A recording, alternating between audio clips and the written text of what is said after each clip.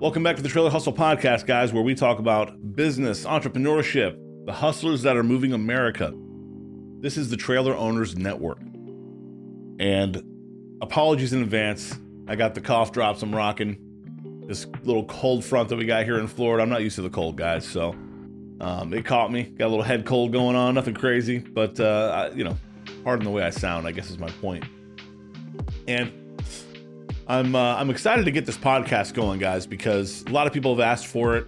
I've been talking about doing it for a really long time, and I'm happy to finally be doing it. And I'm going to try and stay as consistent as possible for you guys. So hold me accountable, okay? Hold me accountable to this thing.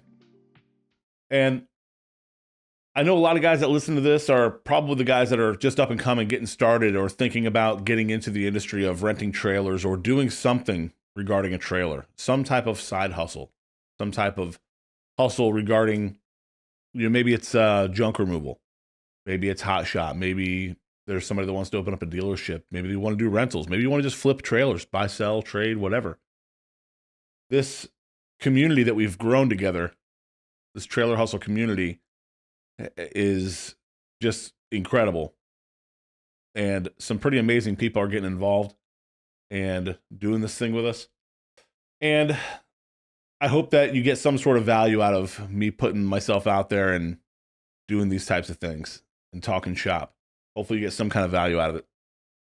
Whether you're entertained, enjoy laughing at me, or you actually feel like you got some value, like some educational value out of it. Whatever it is, I hope you enjoy it. What I'm going to talk about in this episode is how I got my start. Not just in trailer rentals, but how I got my start in entrepreneurship. Because here's the thing, entrepreneurs, we don't wake up in the morning and say, I want to be, sure, some people might, but I didn't wake up in the morning and say, I want to be the biggest, baddest trailer renter on the planet, or nothing like that. Not a lot of us do that. True entrepreneurs, we chase opportunity. We see opportunities, we see good ideas, we see things that we want to jump, headfirst into and try it out and see what happens. And it's really, really cool to see so many people jumping into this trailer thing. I mean, trailers are very low barrier of entry.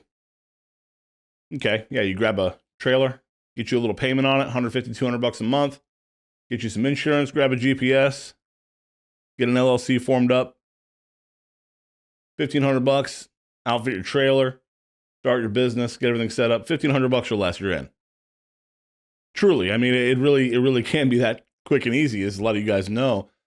Certainly, there's plenty of people that spend way more money than that out of the gate, buying heavier duty trailers or more expensive, nicer trailers, paying cash for the trailers instead of payments. But very low barrier of entry, very easy to get started in this trailer game, pertaining to rentals specifically. And so I want to talk about just entrepreneurship in general and kind of the things that I did to get started. What did little old Justin do? Well, as far back as I can remember, I've had a side hustle, and we're talking, I was 6 years old. This is, mid 90s, of course, when you didn't have to really worry so much. You could walk around your neighborhood barefoot with no shirt on and weren't worried about getting snatched up or didn't have a full-on panic attack because you didn't have your cell phone and credit cards with you. But I would pull my wagon around my neighborhood and sell fruit to my neighbors that my stepdad would bring home from work. He worked for Ring Power, Caterpillar Corporation. I don't know what's called, I guess CAT. But he just had a guy that would always just offload a bunch of fruit and stuff with him. I don't know. But he would bring it home, and I would fill up my wagon and walk around the neighborhood, and I would sell these little baskets of different fruits or vegetables or whatever it was for $1 a piece. And he let me keep a quarter from every single sale that I had. And I remember one night, I was counting up all my quarters and the money that he gave me, my cut, I guess we'll call it, my commission, my sales commission. And I made $21. Well, I don't know about y'all, but I feel like that's a lot of fruit to sell to your neighbors as a little kid. And, I wasn't out there by myself. I mean, he would be in his truck and he would just be kind of following me around the block as I was walking down the sidewalk. And of course, a little kid approaches your front door and says, "Hey, would you like to buy some fruit for $1?" I mean, you're gonna be nice. It's pretty easy. It's funny because all different levels of sales throughout the years that I've been in. The sympathy sale is one of the easiest ones where people are like, oh, he's brand new, or oh, he's young, or oh, it's a pretty woman, or oh, it's whatever. There's always reasons why some people get better sales. But as a kid, hey man, I didn't know why, but I was getting every sale I could. And it's always just been in me to do that kind of stuff. And from there, I don't know, a few years later, I guess, I was probably, I don't know, 8, 9, 10, somewhere right in that range. And I started, I had this, man, I remember this old broom. And I remember my mom bought a new, well, it wasn't new, but she got a new handle for it because the other handle was broken. It was like a big push broom. Didn't have any supports or anything. If you leaned on it the wrong way, it would, if you leaned on it the wrong way, the thing would just snap in half. So you had to be really careful. Well, I went around my neighborhood and I was sweeping porches for $2. $2. I don't even know what I did with the money. I don't remember any of that. I just remember doing it. And I also remember the neighbors giving me odd jobs. I remember I would clean out cigarette butts out of this one lady's garden every few months when I would try and sweep her porch. No, I don't need the porch swept, but you want to clean out my garden? And I'd take all the cigarette butts out of there. My bare hands, whatever. You're a kid. It's fine. Drank out of the water hose and you picked up cigarette butts with your bare hands. We were indestructible, right? And I don't know if I just accidentally taught myself work ethic or what at that time. I don't know what it was or why I always wanted to do these things, but I always did. And after the porch sweeping, I remember growing out of my stuffed animals and, the toys I had. And I remember setting up a table at the corner of University Boulevard and Terry Road, right around the corner from my house, busy intersection. Set up a table, and I set all my toys, my stuffed animals there, and I just sat there. And I remember this lady pulling up, her and her boyfriend, and she was like, hardcore goth. And she was going through these stuffed animals. I mean, I had Barney, I had Baby Bop, I had Power Rangers, had all kinds of stuff. And she started buying these things. She was cleaning me out. I do remember she picked up the Baby Bop and was like, ew, gross, and threw it back down. That was pretty funny. Funny the things that you remember about these little core memories. But yeah, I mean, I was selling my stuff on the side of the road. And I've just always had that in me. If you're listening to this right now, a lot of you guys are probably the same way. You've probably always done little things here and there, or you were probably the one that would rather have gone and figured out a way to hustle and make some money and get your own thing going or mow some lawns or something instead of going out and partying. I got started at a very young age. Don't know why, don't know where it came from, but it's just always been in me. And I think a lot of entrepreneurs are that way. I can't say I know where the original inspiration came from. I do know, just from talking to so many people that's in this hustle, that a lot of people get inspired by others that they see, especially now with the power of social media and YouTube and that kind of thing. You're getting inspired because you see somebody else doing something. You're like, shit, I could do that. That's awesome. Man, I could probably do it better than that guy. And then you probably put your own spin on it. Not probably, but you do. You put your own spin on it and you come up with better ways to do something. That's how things become so much better, especially now with the internet and how quickly people can share information with one another, and you can just try something, and how easy it is to get started in anything, especially online stuff now. It's insane. And these processes and these businesses and these companies and all these things are getting so much better, so much quicker. And it's pretty cool. But maybe you're getting inspired by somebody you're watching. Maybe I'm inspiring you. I hope that I'm inspiring you. I know I've had plenty of people say that my content inspired them to get started. Man, that's the joy of my life here, and that I love that so much. I get real nostalgic whenever people call me up and say stuff like that. I love being the inspiration for somebody else. And I hope that you watching this or listening to this, wherever you're at, whatever platform you're listening to this on, I hope that you enjoy that as well, because if you get into this business and you start interacting with people, whatever business it is, you're going to touch people.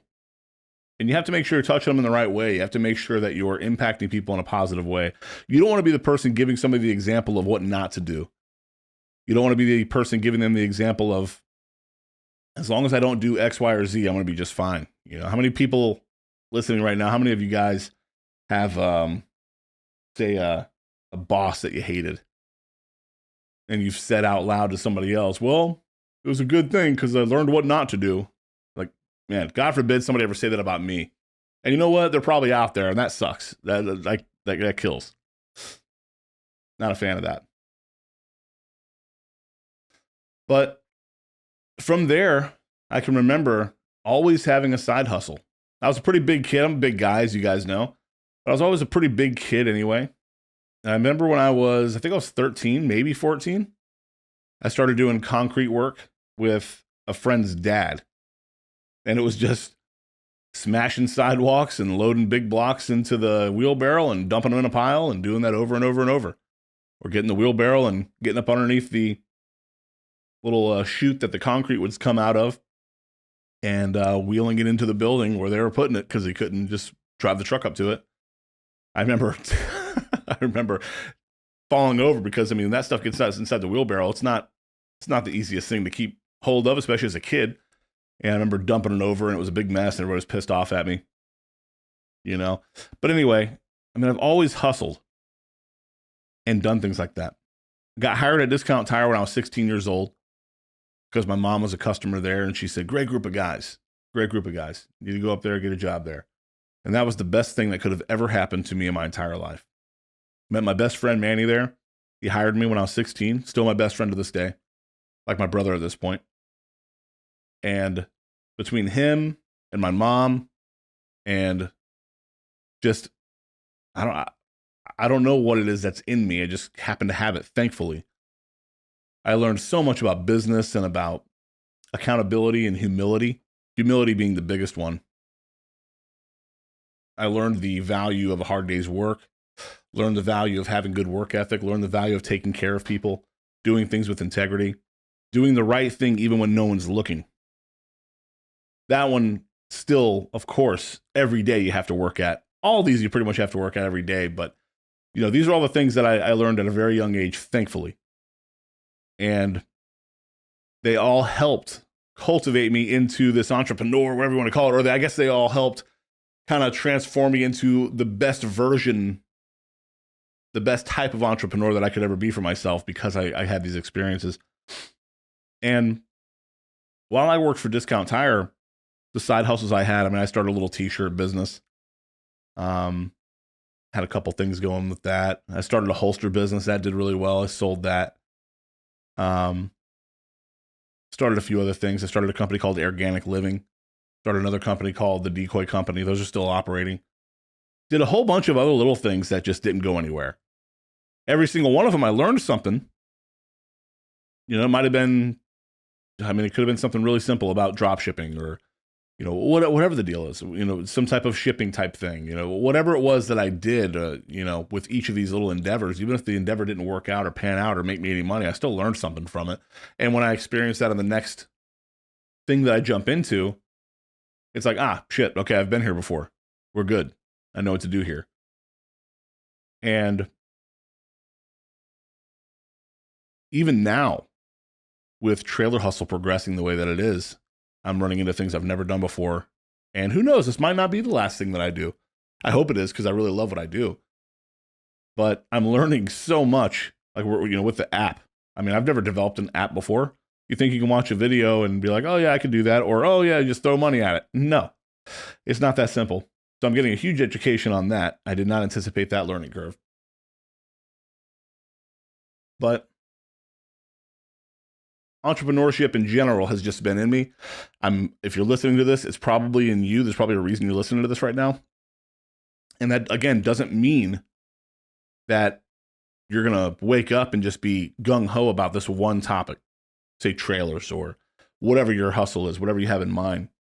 You're chasing opportunity. And that's exactly what happened with Trailer Hustle, and that's what happened with my rental company. I started my rental company because I sold my side-by-side. I had a trailer just sitting in the backyard, a 6x12 utility trailer. And I just said, well, I don't want to sell it, but I also don't want it to just wither away and die. So maybe somebody will rent this thing from me.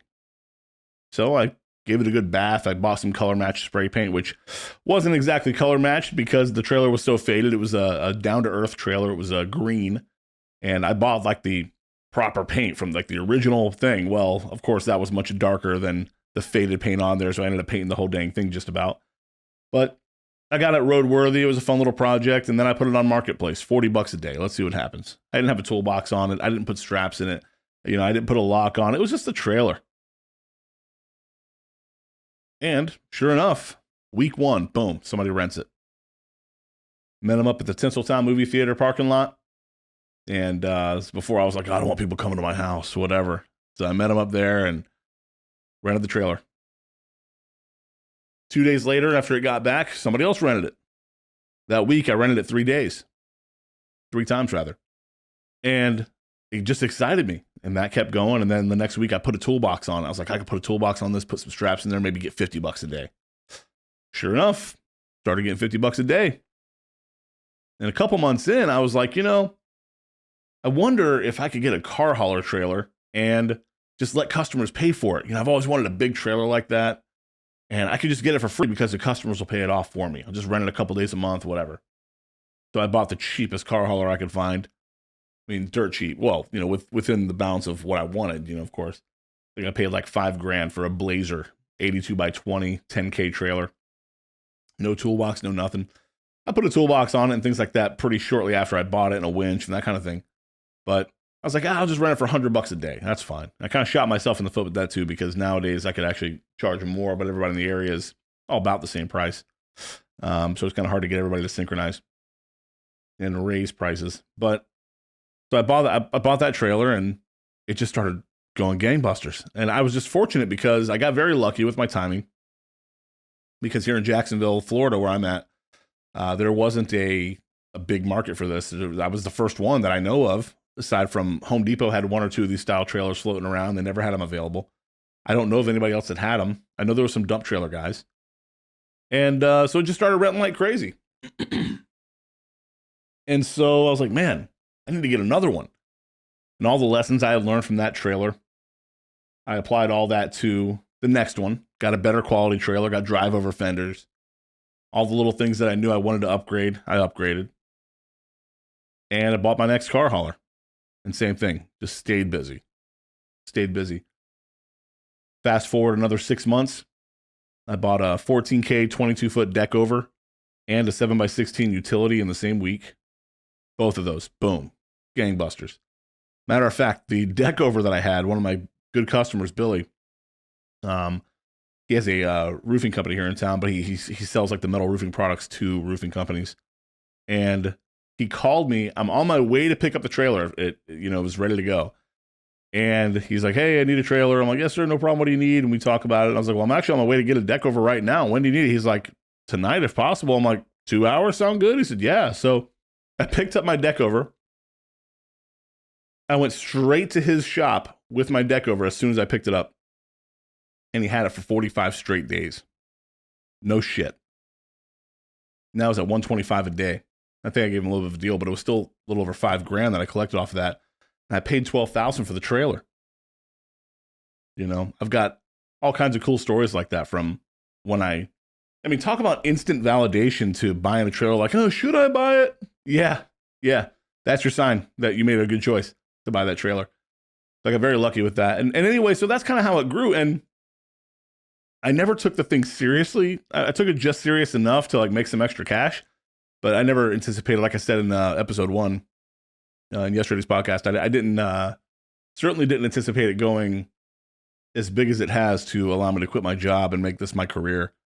So it's pretty cool. So if you're listening to this right now and you're an entrepreneur and you're getting into this thing, that's how I started, guys. I started with the cheapest of cheap trailers, just about, with a 1 trailer, just an idea to do it, and just the will to do it. I'm not afraid to fail at something. Again, I didn't fail at anything I did. I learned a lesson from every single thing I did. Maybe it was a cheap lesson. Sometimes it was an expensive lesson, but it was a lesson nonetheless. And all of that has helped shape me into what I've got now, which is there's people that are way more successful than me by a mile. But guess what? I get to be home every day. I get to be my own boss. I get to go on vacations if I want. I get to work remote if I want to work remote. I get to do whatever I want because I've built up this very, very luckily, by the way, some of it by accident, a lot of it on purpose, but I've built up this skill set, this knowledge base, this community, and taken a lot of risk to be able to do this. And I've been kicked in the teeth quite a bit over the years as well, as I'm sure most of you guys have. And I'm very fortunate to be able to do the things that I do. I'm so grateful that I've been able to do this. And if you've got this in you and you're thinking about getting into the trailer rental game, or you're thinking about starting a landscape business, you're thinking about starting a plumbing company, you're thinking about doing anything, pressure washing, door-to-door sales, selling gutter cleaning, whatever it is, whatever video inspired you and you're like, I could do that, whatever that is, do it. Take one step every single day that gets you closer to that goal. You know, if you haven't been inspired yet, go down the rabbit hole on YouTube, type in side hustle. You're going to see a bunch of videos. You know, are you looking for the best side hustle of 2025? I mean, you're going to find a bunch of those. But I hope you find guys like me that are straight up and honest with you about it. You know, sometimes entrepreneurship sucks. You're going to get kicked in the teeth. You're going to get people that doubt what you do. You're going to get into things that just don't work, whether it be because of your area or because of your execution, your lack of knowledge, whatever it is.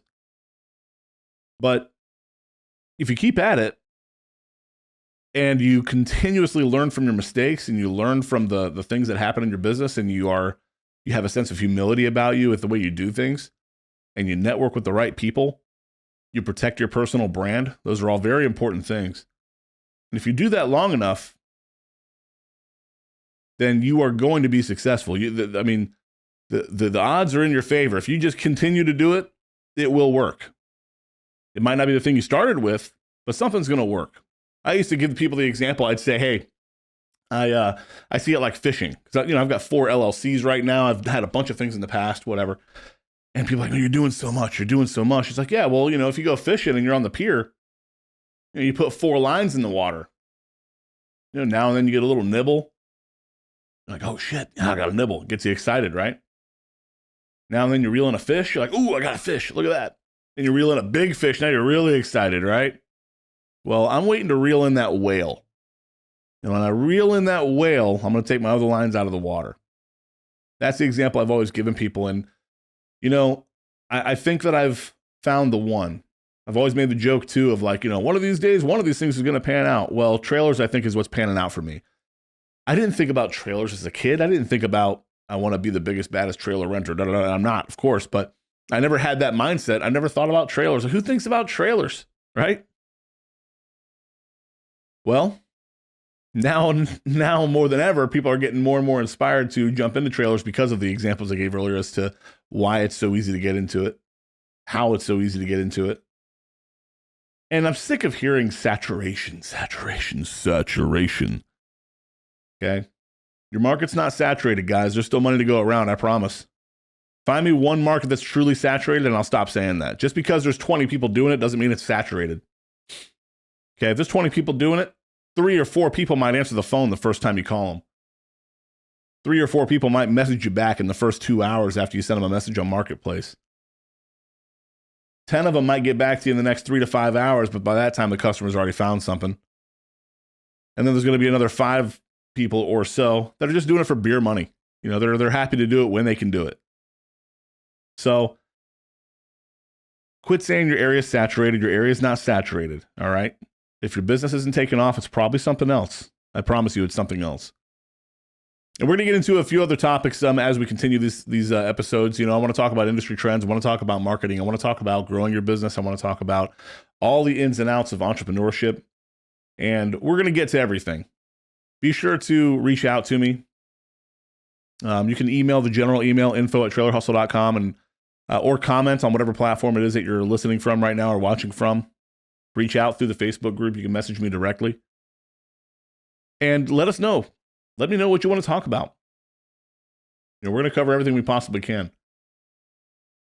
But let this be your sign. Let this be your inspiration. If you're already interested in trailers and you've gotten this far in this podcast, then I already know that this is your cup of tea. Okay, you're hearing the things that you need to hear. Let this be your inspiration to get this thing going. It's incredible too, because I do consultations at trailerhustle.com. So if you want some one-on-one time with me to walk you through things, then go to trailerhustle.com, read about that. But one of the cool things that I notice is there's people that have been in the Facebook group, the Trailer Hustle Facebook group. Excuse me. There's been people that have been in this Trailer Hustle Facebook group for over a year, and then they've just bought their first trailer. It's like, damn, man, pull the trigger, guys. Now, sure, life gets in the way. Maybe someone's getting divorced. Maybe you're moving.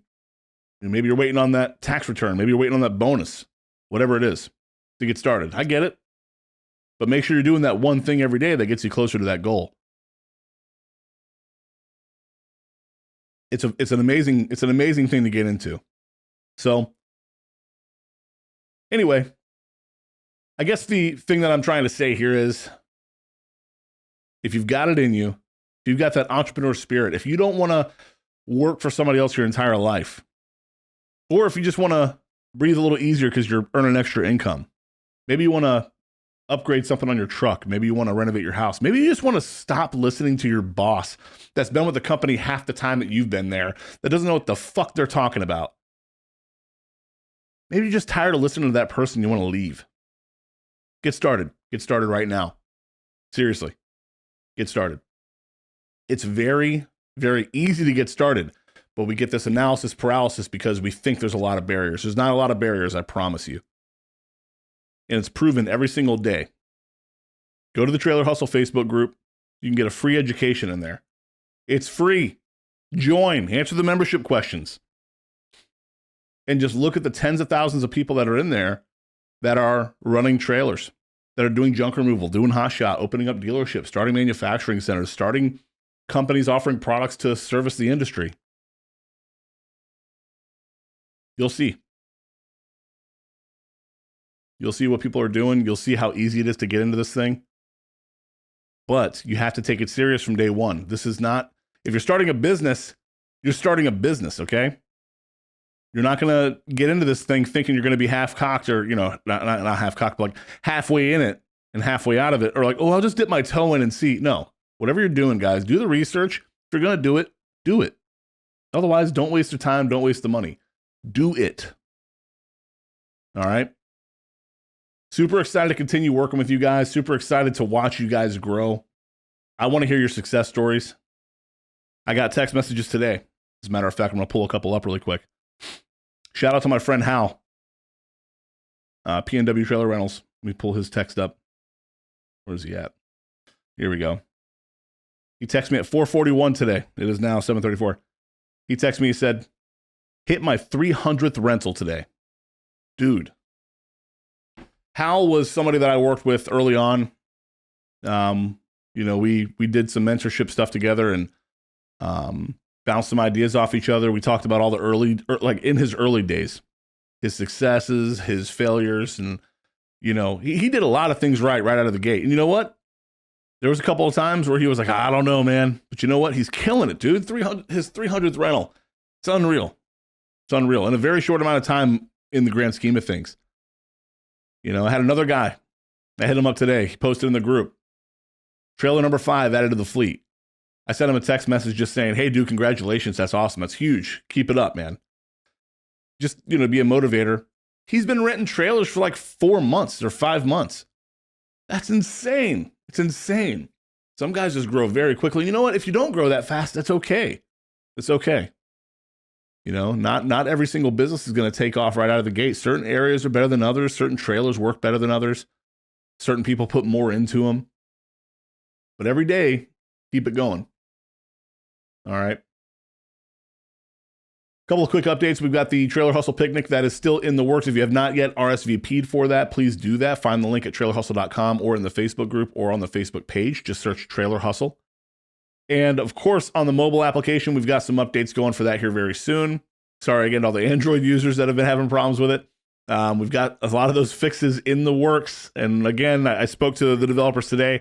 We are hoping December 1st, that timeline will still be on point. It may be extended by about a week because these fixes are kind of in depth, I guess.